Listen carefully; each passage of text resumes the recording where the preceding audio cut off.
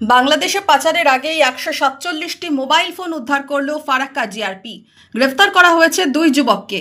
GRP সূত্রে জানা গেছে, গোপন সূত্রে খবর পেয়ে শনিবার রাতে ফারাক্কার নিউ ফারাক্কা স্টেশন ২ নম্বর প্ল্যাটফর্মে দুই যুবককে আটক করা হয়। ধৃতদের কাছে থাকা ব্যাগ চেক করতেই সেই ব্যাগ থেকে উদ্ধার হয়েছে ১৪৭টি মোবাইল ফোন।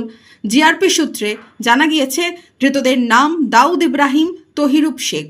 তারা মালদার কালিয়াচক এলাকার বাসিন্দা।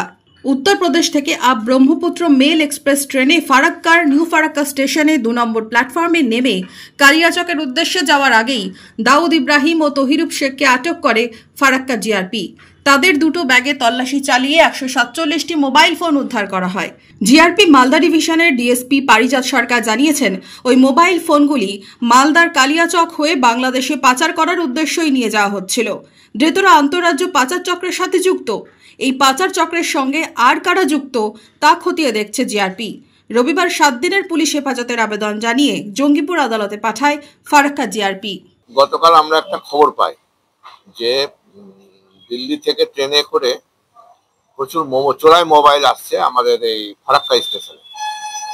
তো সোর্স ইনফরমেশনটা ছিল আমাদের এসআরপি শিলিগুড়ি সাহেবের। রাত্রি ১১টা ৫ নাগাদ এবং দুজন ব্যক্তিকে ট্রেন থেকে নামার পরে ধরা হয়, ব্রহ্মপুত্র মেল থেকে নামার পরে ধরা হয় এবং সন্দেহভাজন ছিল তারা। তো তাদেরকে জিজ্ঞাসাবাদ করা হয়। প্রথমে তারা বিভিন্ন রকম ভাবে পুলিশকে এড়িয়ে যেতে থাকে। তারপরে পিট্টু ব্যাগ সার্চ করা হয়, তাদের দুটো পাতে যে ব্যাকপ্যাক গুলো ছিল সার্চ করে এই আপনার সামনে দেখছেন যে ১৪৭টা মোবাইল, তাদের কাছে চোরাই মোবাইল যেগুলো উদ্ধার করা হয়। কোনো কাগজপত্র ছিল না এবং এইসব মোবাইলগুলো তারা কালিয়াচক থেকে নিয়ে বাংলাদেশে পাচারের উদ্দেশ্যে নিয়ে যাচ্ছে।